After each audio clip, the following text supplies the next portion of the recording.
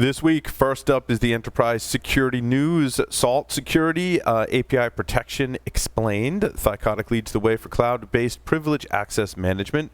ZeroFox is launching an AI-powered advanced email protection for Google and Microsoft platforms. Elastic Stack 7.6 delivers automated threat analysis and response, and 12,000 plus Jenkins servers can be exploited to launch an amplified distributed denial of service attack. In our second segment, we welcome David Waugh. He's the Chief Revenue Officer at Managed Methods. We're going to talk about K-12 schools, how they are the victims of phishing campaigns, and what we can do to help.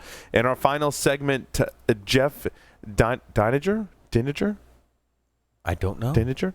Principal Sales Engineer for Cloud at ExtraHop, discussing how to secure cloud workloads and reduce friction in cloud-native network detection and response. Stay tuned for all that and more on this episode of Enterprise Security Weekly. This is Security Weekly, for security professionals, by security professionals. Broadcasting live from G-Unit Studios in Rhode Island, it's the show where we talk security vendors and aren't afraid to name names. It's Enterprise Security Weekly. The Viavi Solutions Observer Platform provides SecOps teams a powerful combination of comprehensive data for threat hunting and incident response that includes wire data analytics and enriched flow records. Using pure, unaltered packet and net flow, Observer presents views across the entire IT infrastructure with threat alert features including scope, impact, and advanced traffic profiling. Teams can use automated workflows to dive into high-fidelity network evidence and more quickly resolve issues, minimizing impact on customers, users, and business operations. Learn more about the Viavi Network Security Solution and download free resources at securityweekly.com/Viavi. That's VIAVI.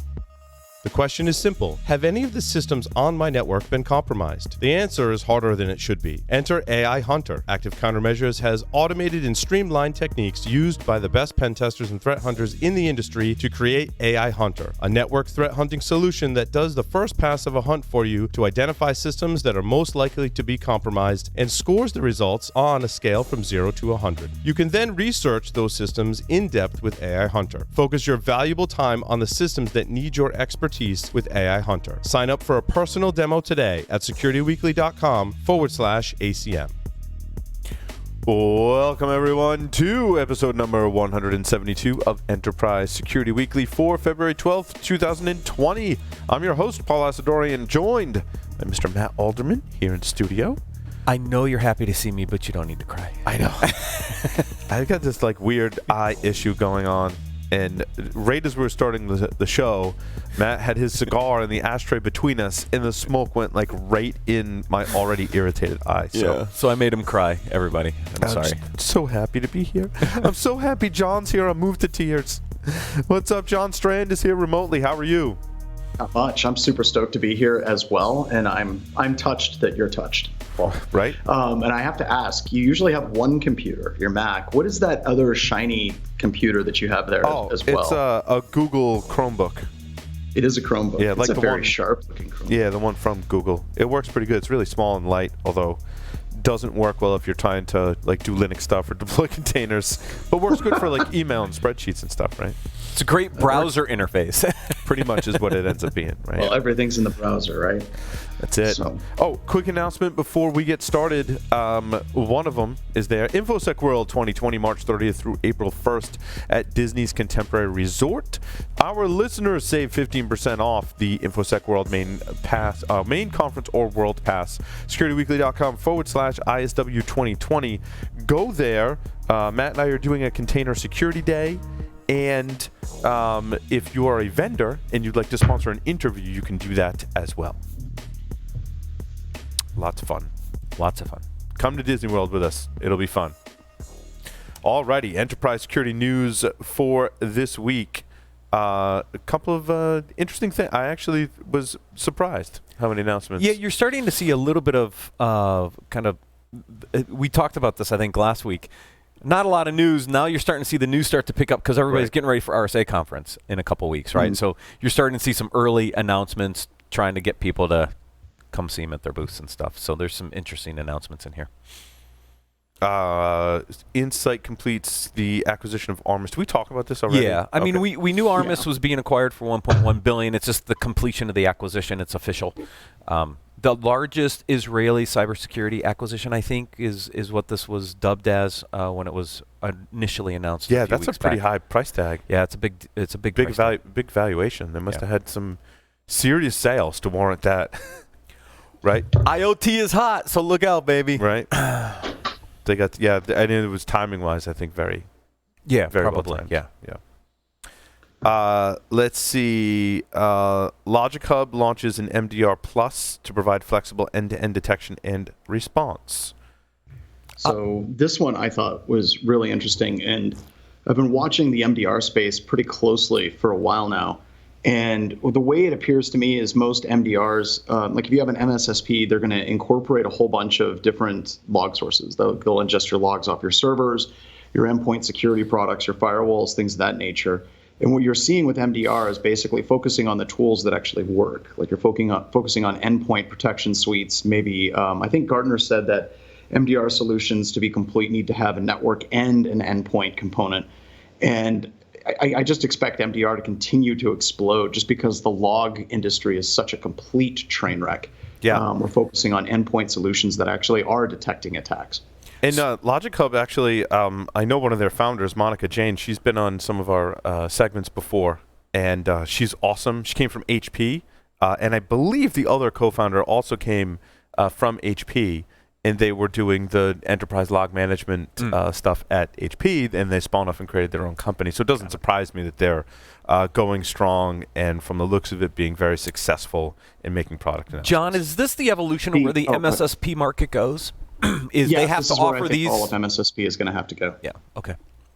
And that's just because, like I said, the log industry is a complete dumpster fire, has been for 20 years. The other thing that I really like about what Logic Hub is doing that I think is really cool is they're hitting all the right buttons to basically tell me that they actually have real tech geeks working there. They do. They're talking about triggering alerts based on the MITRE ATT&CK technique framework and then contextual information. Finally starting to use threat intelligent information and pull it together in a way that's actually meaningful. So I loved this. This was a great press release. This is one of those things that I will be showing my customers because it looks like they're hitting all the right firing points. I did a briefing with them very early on in their lifetime of the company, and I'm pleasantly surprised because knowing some of the people that, like I said, that work there, I'm like, you guys have an awesome vision and product. And I haven't talked to them probably in a couple of years, so it's nice to see, John, your analysis of this, that they've stayed true and are really focusing on the challenges that we face as security engineers. What I like about this is, look, you can read this press release and actually understand what's going on. Yeah. Right? It is well articulated. They kind of hit the high points of what's included. It's really easy to read. There's a number of these, and there's a few in here this week. You read it, and you're like, I don't understand what that means. So this was actually well crafted. Yeah. So I was kind of confused with Tufin's announcement. Now, I've also briefed with Tufin a couple of times, and like their stuff is solid. Like when you get them on the phone, they walk you through it. I'm like, it's awesome stuff. They were a sponsor here for a little while on the shows. But just reading the title of this, I'm like, I have no idea what they're announcing, and I'm sure it's something really awesome. Higher degree of confidence because I've actually briefed with them, right? But it doesn't. They use too many buzzwords. I don't know if that's is it just as simple as not using as many buzzwords? I think what happened is this honestly looks to me like they went to a marketing person and said, "We need a release. Get it out there now," and they did. And this is total complete garbage. And you're right, Tufin has cool stuff. This doesn't represent the company, but this won't drive any business for them. It won't get people to their booths at RSA. It's just garbage. I had to go to their website to dig into what the SecureCloud thing was. I even on the website, I really don't fully understand it. It looks like it's trying to do aspects of source destination in the cloud and supposedly correlating that with the on-prem stuff. But when I look at it, I still don't. It talks about containers and other stuff and microsegmentation. I'm like, okay, there's a lot of words in there. What does it actually do? What I found interesting is I agree with Paul. There's going to be something really, really cool here. Yeah. But as far as this write-up, whoever is the technical person talking to the marketing people and providing them with information, this fell through. It didn't get proper copy. They didn't get the right information to the person that was writing it. It doesn't look like it was validated by anyone technical. This is pretty much textbook. This is not how you do marketing releases, period. So, like, I need this, by the way, because anytime you get up into the cloud and then you start putting more applications in the cloud and you're having more users in the cloud, now I want to know, okay, what permissions does everyone have? What permissions do all of my services have? And then what are the rules that govern communications between them?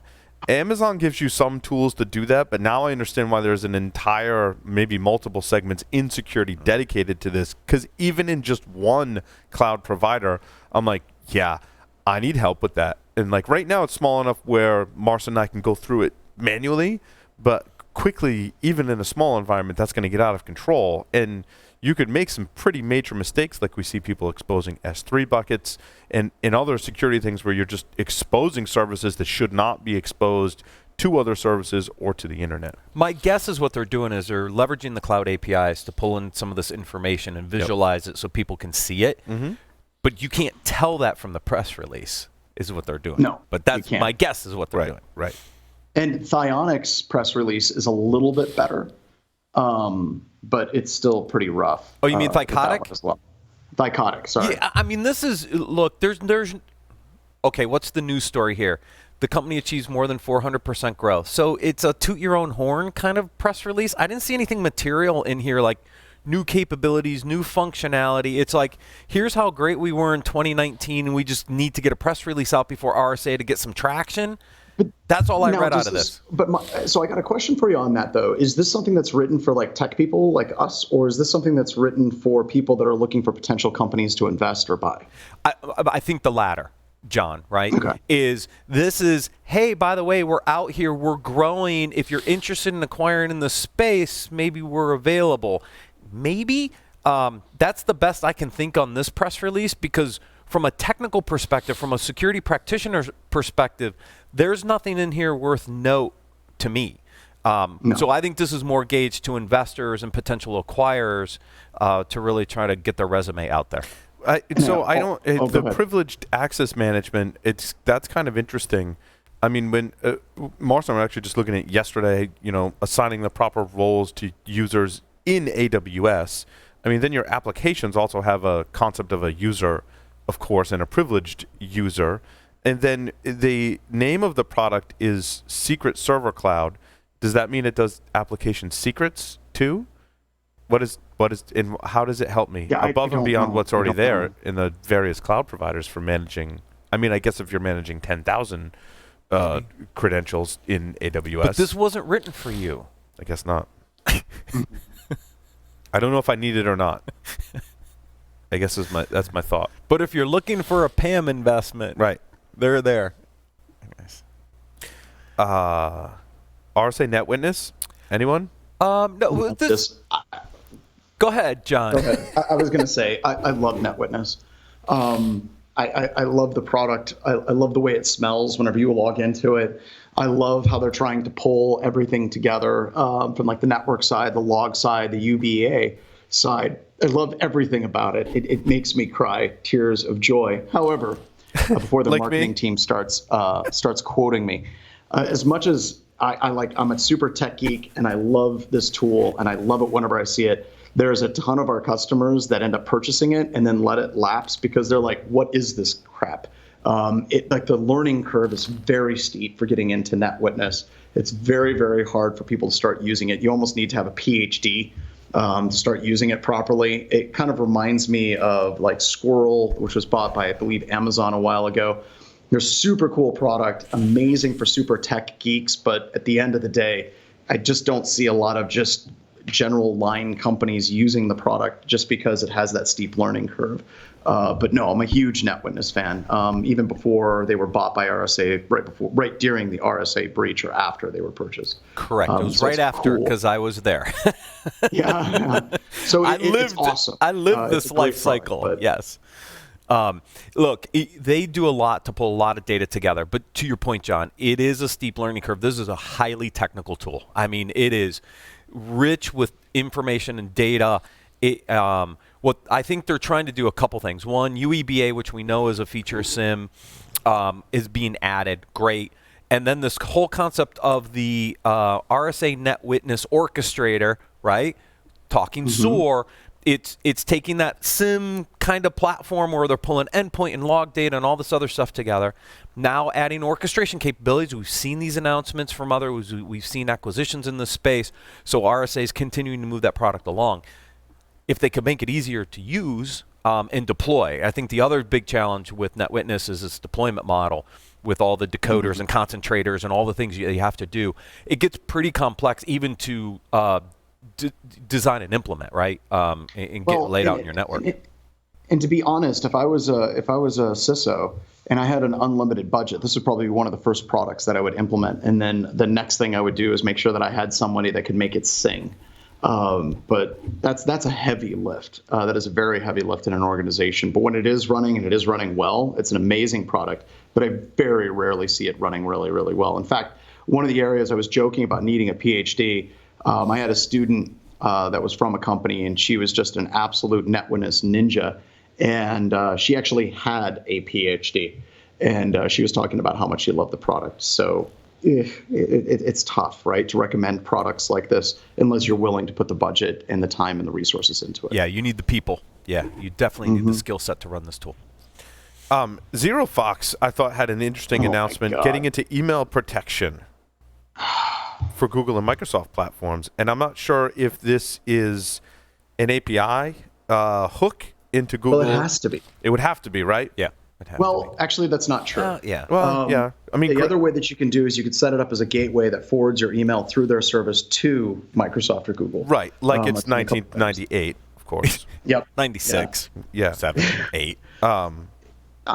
But this approach, Great Horn did a lot to educate ourselves and our audience on this approach and why it's, if you're basically your emails in the cloud, which most people have their email hosted in the cloud, probably in either Google or Microsoft. Correct.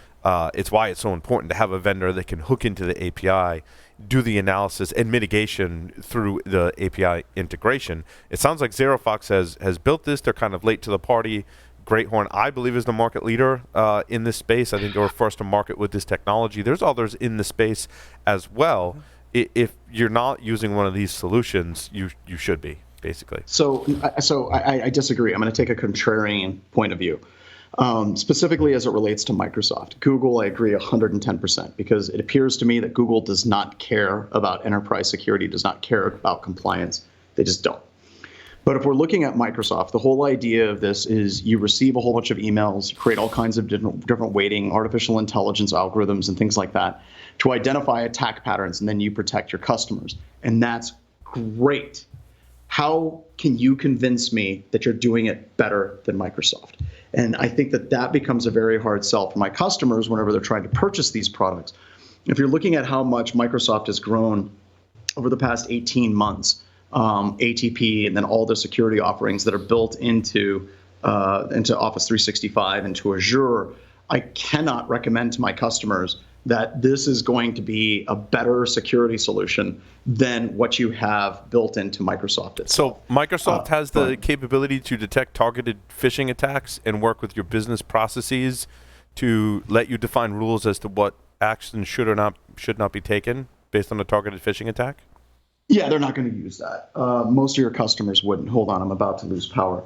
But yeah, so even with that, there's a bunch of different response capabilities that are actually built into Microsoft whenever you're looking into Office 365. And most of these solutions that we actually see implemented, they don't work. There's a ton of bypass techniques. For example, you can create a document, Paul. Let's say that you work in a Microsoft shop, and I'm going to send you a spear phishing attachment. What I can do is I can actually create that document as a protected document, and I can send it to you. Yes. And as soon as I do that, it completely bypasses any of the protection that's in place, simply because the technologies do not have the ability to actually look into that email or the attachment whatsoever. So you have this problem, and I love what these companies have to say. I get it. But every time I'm seeing these companies implemented, there is little to no improved security whatsoever above and beyond what we see for the standard Microsoft protection suite. I'm curious because ZeroFox isn't known for email, right? This is a whole new set of capabilities for them. They were really focused more on the social media account takeover, impersonation on the social media stuff. Now they're moving over into this email abuse and phishing, and is it a logical leap to go there, or it's definitely very different from what ZeroFox is traditionally done? Exactly right. Which is why I'm kind of. It's just an interesting announcement. It's not one I would expect from ZeroFox because they've spent a lot of their time building out capabilities to protect social media accounts. I get it. Email gets abused and compromised and all over the place, but there's a bajillion of these companies already out there. How do they get a foothold into this market with so many other players there? This one just kind of threw me off a bit. And for John's point, for the vendors such as Great Horn and others, I'd like to see the differences. And Kevin probably explained it. He did part of it. I mean, to us, I don't think we ever directly asked him that question. John has a lot more hands-on experience because I think he's pushed BHS all the way into Office 365 for email. And the same way we use G Suite, John's using it, and a lot of his customers are. And he's got a lot deeper knowledge in there. So I'd be curious to see the data sheet, of what capabilities there are different. And because I'm sure it's not the first time anyone's ever questioned, so what do you provide above and beyond what Microsoft provides today? And of course that changes over time. Vendors, third-party vendors increase their capabilities. The hosting provider, or in this case the email provider, Microsoft, increases their capabilities. What capabilities you get? What I remember out of Great Horn that kind of really differentiated them was making the information very visible within the email itself. Correct. Right? Part of what they were doing was really trying to make it easy for customers to look at an email and go, this is suspicious, because they embedded alerting capabilities into the body of the message itself versus trying to be this off to the side kind of solution. That's what I saw at a Great Horn that really differentiated an Android phone using an email client of some kind. What does Microsoft do for me? Probably nothing. Yeah. And so it was embedding those types of alerts and that information into the body of the message that I think really differentiates Great Horn over some of these other email solutions. And could differentiate ZeroFox as well. However, I can't tell from this. Not only do you have to compete with the third-party providers, you also have to compete with the platform providers. So the entry into this market, just starting ground zero, is difficult. You have to have some unique creative features from the get-go just to get above, like what John's saying, what Microsoft provides. How do I do it in the market different and or better than anything else out there? You have to differentiate yourself in a market like this. It's really crowded. I think John lost power. I think so too. He might join us back. We'll see. I want his insight though, so I know we want him back. Salt Security API protection explained. I haven't looked at API security companies in a while. This was a little explainer video on what they do. I thought there was more here, but increasingly, our entire new architecture largely hinges upon APIs. API communication. This is where the market's going, right? You and I have been on this train for a while. Is that as we build microservice-based architectures, the amount of API communication increases. Who is focused on protecting those APIs, right? And so you've got Salt Security and a few others in this space really starting to tackle the problem of API security. Very important set of requirements needed here. This is where the market's moving, in my opinion. APIs is a big part of the application security umbrella moving forward. Straight up train wreck. Hey, there we go. He's back. Yay! Your diesel generators have kicked in. The diesel generators, thank you. I hope you have one big UPS over there. Oh my God. No, I don't have anything like that set up in the studio. I was upstairs, and then we had all those weird issues, and I moved down here, and I realized that my power was off to the power strip. It's just, never mind. Let's not get into it. Have we gotten to deep learning yet? No, that was next. I was waiting for you to come back on. On the API, I have not, I've read a little bit about Amazon's API gateway, but I haven't dug into, I think there's a lot of, my concern, security, right? How are they implementing security? But I also think there's a lot of great features and functionality in there that I haven't really unlocked as to the full capability of the API gateway. John, I think you have one of your guys has a or gals has a product, an open source project rather, that can use the API gateway in some capacity to rotate IP addresses for scanning or something like that, right? Yeah, that was Mike Felch, and the name of the tool is FireProx. So it basically creates a proxy where you can run your scanning and attack activity, and it rotates through. It is essentially an API proxy. That's really what it is. Yep. Yeah. Yep. And it works really well, and it's super neat. It's awesome. So you want to go to Deep Instinct? Deep Instinct, Yeah. $43 million raise for security company. Puts them at Deep $100 million total. Instinct. And arguably the greatest hair. Yeah, agreed. Any of our... Without question. Without question. Without question. And I'm not even saying that like I'm ripping on it. I'm just... No, like he makes it work, dude. Yeah, I couldn't pull that off. This guy, I want to write him $1 million check or $100 million check. It's just...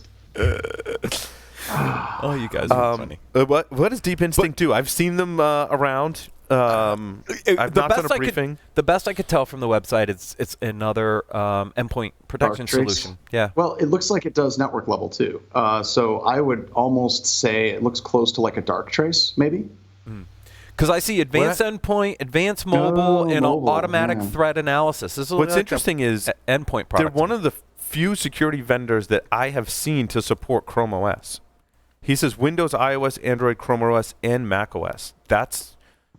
I mean, if you think about your attack surface, right, it's not just limited to Windows. And I mean, sure, nation states, all the way down to your everyday script kiddie goes after Windows systems because it's the most popular.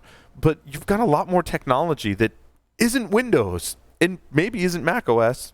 Maybe isn't even really Linux. I mean, Chrome OS is essentially Linux. Yeah, look at what's sitting in front of us, right? Right. You got a Linux, a Chromebook, and a Mac OS, right? Yeah, exactly. On Linux here too. So yeah. But I have to ask, guys, really, does the industry need another endpoint security vendor? This is my point. Yeah, I agree with you, John. Right? We've seen a ton of these companies. We've seen some consolidation here. Again, you have to think about the end goal. What's the exit? Deep Instinct might be the only one to support Chrome OS, though. Maybe. I mean, that's just like legit. That might be their niche. If you think about your computing platforms, though, right? If you go to Office 365 and G Suite, why do most of your employees need a Windows-based laptop that has all that attack surface on it? They right? don't. Now, I'm sure Chrome OS has an attack surface as well. It's largely unexplored. Is it good? Is it bad? I don't know. I haven't seen it. John, have you seen anyone researching exploits in Chrome OS? Chrome OS. No, and I'm sure that there's people out there that, I mean, pwn to own type things. Yeah. But I just, okay, so here's some problems that I have with this. All right, so if we go back to Cylance's early days, one of the big problems that Cylance had was they were trying to do pure machine learning for everything that they did. And that sounds great. Until you actually know what you're talking about, then it sounds incredibly stupid. But one of the issues that you run into is if you're doing pure, quote unquote, deep learning artificial intelligence, is you can actually trick the algorithm into thinking that a evil file is good, or the inverse, a good file is evil. And if you want a great case study in this, look at Microsoft Tay. Put it out on Twitter. All of a sudden, Tay's got AI. You communicate with it, and in less than a day, it's like a Nazi. You can do that same type of thing whenever you're trying to feed in files into a deep learning algorithm to train it, because it has to deal with that training set. So that's a problem. And whenever you start implementing blacklists, on top of that, it actually helps alleviate a lot of that pressure. And Cylance had trouble because they didn't really have blacklists, so they started using VirusTotal. If you remember a couple of years ago, they got into a little bit of trouble with VirusTotal because they were kind of abusing it a little bit. All right. Now, they say that they support Blacklist at Deep Instinct, and that's cool. At least they've kind of thought that through. But if we're looking at the game, right, if you're going to be training algorithms and you're going to be training artificial intelligence, machine learning algorithms, and you're doing it in a quasi-unsupervised state, it's only as good as the amount of data and the type of data that feeds into it. And the less data that you have, the more likely you are to flip it into making a mistake, right? How in the hell do you compete with Microsoft ATP? How in the hell do you compete with a Cylance or a CrowdStrike that have a much larger installation base and a much larger head start on you? And you can't just show up and say, well, we're better. because you're all using the exact same damn artificial intelligence algorithms. So fundamentally, what makes this thing unique? And you cannot say that there's black magic under the hood. We've created new algorithms. That's garbage, right? Anybody that knows anything about artificial intelligence algorithms is going to basically laugh and walk away. But so John, what are they doing that's fundamentally different other than Chromebooks? They say that they have a neural network. Oh, well, neural networks. Well, I stand. So does CrowdStrike. I mean, for crying out loud. I don't want to knock Deep Instinct either. Because the only thing I see differentiated in here is around the mobile support. Yeah, agreed. Because your traditional endpoint protections are really going after Windows, Mac, Linux. If you can truly support Android, iOS, and Chrome OS, that's where I see the differentiation here. That's it. Otherwise, there's a ton of these other solutions out there. That's a big, but to me, that's a big differentiation. Yeah, I think it could be. Yeah. Because look, if we look at Intel CPU sales clicking down, we see mobile devices clicking up. The landscape shifting away from why do I need this whole big full OS here and this big attack surface? Why not move to one of these where I have a smaller footprint? There is a big market in mobile. Have you seen the foldable screen phones? No. They're becoming more and more prevalent on the market. I still think we're a ways away from everyone having a foldable screen phone. I like it. It's right. hot. I think it looks. I mean, cool. Right? The nerd in me is like, that's awesome. I want one. The early ones, I think, from Samsung, like, we're not ready for market is the best I could. But when you can observe. take a phone that fits in your pocket and open it into a tablet. Right? Yeah, that's where the market's shifting. That's where their differentiation is. That's what I would key on if I were them to drive it, because that puts them in a different class. And everybody talks about mobile and how the explosion of mobile and how I'm going to increase my revenue. Most of the security vendors out there can't do anything with mobile. Right. It's very true. Well, and that gets into a question of how exactly are they doing it? Because if you're talking about mobile and you're loading onto like an iOS device, how? Yeah, how? Because are you jailbreaking the device to be able to see all of the applications? Yeah. Like, can you detect attacks against the Skype app on an iOS device and break that sandboxing? So there's some really interesting questions, I think, that have to come into play here. And once again, Paul, I think, is right to kind of diffuse this a little bit. There might be something really cool that Deep Instinct is doing. They're an Israeli company that Israel has been rocking out just amazing products over the past couple of years. I looked at their management team. These guys have really good backgrounds. But my question is, how in the hell do you compete with the people that are already on this particular platform, unless your sole goal is to be bought by somebody else that wants to compete with a Cylance or a CrowdStrike? That may be a play here as well. Yeah. Yeah, they're using the 0 day from the Saudis to on the iOS device. Right? Yeah, it might be. Dude, and if we get them on the phone and they're like, yeah, we've got jailbreaks. We jailbreak Android, iOS, and then we watch everything. All right, rock on. That's pretty badass. I like that a lot. But otherwise, how do you get the visibility that you need all the way through? Right. Oh, sorry. The Jenkins article was just a reminder that I need to make sure I update our own Jenkins server. Patch now. And or just move it into Amazon's ECR. I got to get John's comments on CypherCloud's CASB Plus for Slack. Why in the hell is this one specific app? I mean, so... I think everybody knows my stance on CASBs in general, but now you have a CASB Plus for a single application. I'm not sure why, but see, I'm not sure why they use the term CASB here. I mean, I guess Slack is a cloud-based tool, right? But in my concerns with Slack is that it is a cloud-based tool, and I don't have visibility into exactly what they're doing under the covers. Can you take Slack and run it locally? Can you, if you have like a large enterprise, can you take it off their cloud and run it on-prem? I think it's going to be the standalone applications. And if you're going to do that, I think you would probably run Mattermost. Yeah, exactly. But okay, so here's the thing about this. This is going to work. Seriously, because when people are looking at CASBs and they're talking about this kind of nebulous idea, right, of what a CASB is, as soon as you start talking about a specific application that is used by God and everybody, they're going to get sales off of this. Like, this is actually brilliant marketing. But I don't think this is. But I don't think this is a bad messaging, positioning, and product. I think it's awesome. If you think about what's shared in Slack, how do you gain visibility into it, right? Agreed. I mean, people are Agreed. sharing files, the ability to detect sensitive data. Slack is like the de facto standard now for communications. I mean, is it Microsoft Teams? Is that the Team is the one from Microsoft, right? But I mean, Slack has to be the market leader, and its use in dev teams is like very prevalent. The only thing I don't like about the concept of a CASB is you have to take all these remote users and shove them through the CASB to get to the Slack. They probably sit. Why are they calling it CASB Plus for Slack? I mean, they should just be because they're using a term that everybody kind of knows, I think, instead of coming up with something a little more innovative. Look, NG was taken. They couldn't do CASB NG, so they're doing CASB Plus. And honestly, if we're going to do it right, it should have been CASB Plus Plus, but whatever. But a visibility, protection, and control of your user activity on Slack and doesn't relate to the term CASB for me, right? Like they should have just called it VPC for Slack, visibility, protection, and control. Slack VPC, right? There you go. Yeah, but the AWS VPC. Now you're getting it. But anyway, because I think that's great. I think especially, we have a very small amount of people that use Slack here at Security Weekly. But now let's say you have 50,000 employees. Right. How do you manage, monitor, control what's going on in Slack?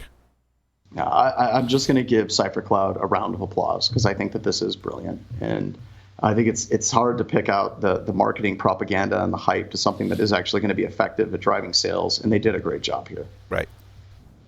Agreed. Elastic Stack 7.6. Yay!